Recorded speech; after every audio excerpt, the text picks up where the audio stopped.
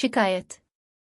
शमाइला बहुत प्यारी बच्ची थी, अपनी उम्मी की हर बात मानती थी, लेकिन इसमें एक खामी भी थी। दूसरों की शिकायत करना उसे बहुत पसंद था। इसकी बड़ी बहन का नाम राबिया था। एक दिन उम्मी की सहेलियों को घर आना था। वो मेहमानों के लिए खाने पीने की चीजें लेने जा रही थी।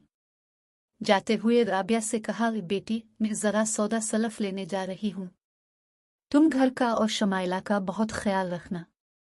राबिया ने कहा, ठीक है उम्मी, आप बेफिक्र हो जाएं। उम्मी चली गई तो राबिया पढ़ने के लिए ड्राइंग रूम में आ गई। लिखते लिखते जब इसके कलम से स्याही खत्म हो गई तो शमाइला को आवाज दी, शमाइला जल्दी से स्याही ले आओ।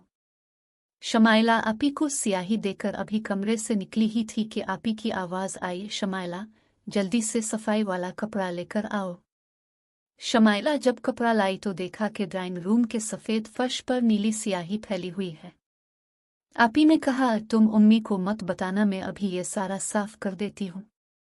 शमाइला की नीयत कुछ और थी, उम्मी से शिकायत करेगी ताकि आपी को डांट पड़े जैसे ही उम्मी आए। शमाइला ने कहा, उम्मी। राबिया आपी ने फर्श पर स्याही गिरा दी। उम्मी ड्राइंग रूम में चली गई और देखा तो फर्श चमक दमक रहा था। उन्होंने शमाइला को डांटा और कहा, आइंदा ऐसा मत करना वरना मैं तुम्हें सजा दूंगी।